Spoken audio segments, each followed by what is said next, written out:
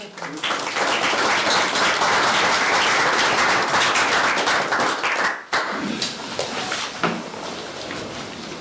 thank you. It's a very great pleasure to be here amongst friends. Now I'll give you the short version of the labour market arguments for why we should be coming back to immigration, because the complexity of the data is such that it's easy to get confused. But I'm more than happy to take questions if you want clarification about the statistical sources that I'm using to make my case. Now, like you, I think the population issue, the fact that last year our population of Australia grew by 370,000 or 1.7% in a year, which is third world proportions, is something to be concerned about on all sorts of grounds, having to do with environmental issues, sustainability, urban quality of life. But sadly, when you try to raise those questions, you're confronted with indifference, apathy, helplessness. It's really hard to make a breakthrough in those areas. I think people, however, are far more sensitive to issues about opportunity, particularly for their children in the workforce, and that's one of the reasons why, at least in public presentations, have been focusing more on labour force issues. Now at the moment we're running record high migration in Australia. It's coming from two sources. One is the permanent entry program. That's each year the government sets a program for the number of permanent resident visas it will grant. It's about 215,000. That includes a humanitarian program as well. It also has a range of temporary entry visas for which it allocates visas. These are for short periods. In the case of the 457 visa, that's the work visa, that's granted for up to 4 years but renewable. Then there are working holiday maker visas. These are for people from a select set of countries who come here for a year or 2 years if they work in the bush. Then of course there are students and a range of other visa holders which I won't go into. And then of course there are New Zealanders who can have free access to come to Australia, and they're adding about a net of 30,000 each year. That is the number of New Zealanders who come here saying they're going to stay here long term versus those who leave, saying they're going to leave long term. Now, as a consequence of all these flows, permanent and temporary, it's estimated by the Australian Bureau of Statistics that we're running net overseas migration is around about 220,000, 230,000 a year. 220,000, 230,000 a year.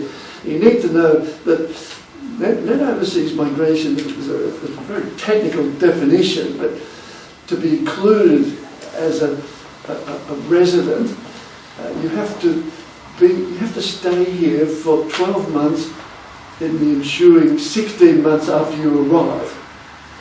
Only then are you counted as a resident for the purpose of net overseas migration. And of course, they subtract people who leave Australia, whether they be born in Australia or long-term residents. If they leave and stay away for 12 months out of the ensuing 16 months, then there is subtraction from this number. So the net figure then, 220,000, 230,000, is a result of that calculation. And that's the one that's included in the 370,000 I mentioned as the growth for last year. So we've got about 150,000 just from natural increase, births over deaths, and another 220,000 or 30,000 from migration. Now another key point, which does complicate things a little bit, but we have to keep it in mind, is that there are many, many temporaries here who don't meet that definition that was staying 12 out of 16 months. As of December last year, the Department of Immigration counted the stock of all people on temporary visas in Australia, and it was 1.1 million. 1.1 million. Now that's a snapshot, the number of people at a particular time, 1.1 million. Most of those temporaries, students, working holiday makers, 457 visa holders, visitors, so on, have work rights of varying levels.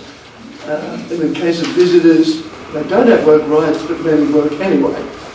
So we have an enormous stock of people who are adding and seeking work at any one point in time. This is on top of the permanent entry numbers I was talking about. So, there's potential enormous labour market impact of all these people, permanently or temporary, being added each year. Now, the key figure, bottom line figure, I want to present to you as a core of the argument on why we should be concerned about all these numbers given the current state of the economy, is that in the year between May 2012 and May 2013, 108,000 persons who were recent arrivals were added to those employed in Australia. So all these people coming in, and when you measure, this is the Australian Bureau of Statistics measured now, a labour force survey, so they're supposedly measuring only residents, those who fit the definition of non. But here 12 months out of June 16. Their estimate is that the recent arrivals are adding each year by about 120,000 to the stock of employed persons in Australia. But in that same year, May 12 to May 13, the total employed persons in Australia only increased by 127,000.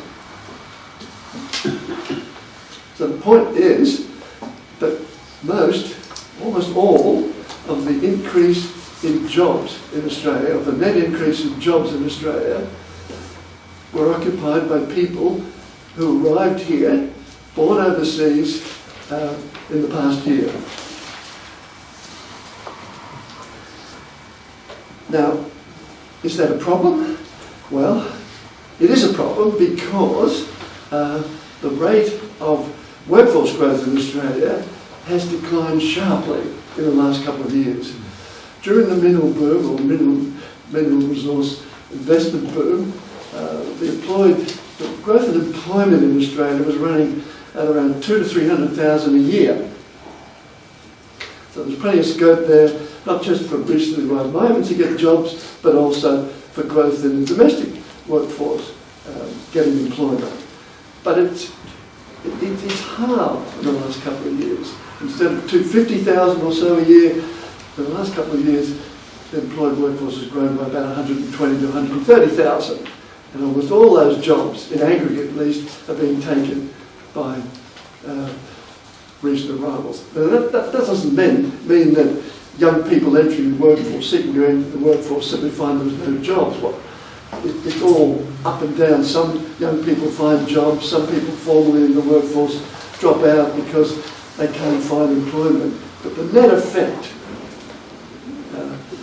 looks really serious, and I think it is serious. And the consequence of that we're seeing in an increase in unemployment amongst residents in Australia. It's growing by the order of 50, 60,000 a year, and you see that in the ABS estimates from the Labour Force Survey. You see it in the numbers receiving unemployment benefits. They've increased by about 50, 60,000 in the past year. So it is really biting, this situation. We think it's worst for young people seeking to enter the labour market. And the reason here is that substantial number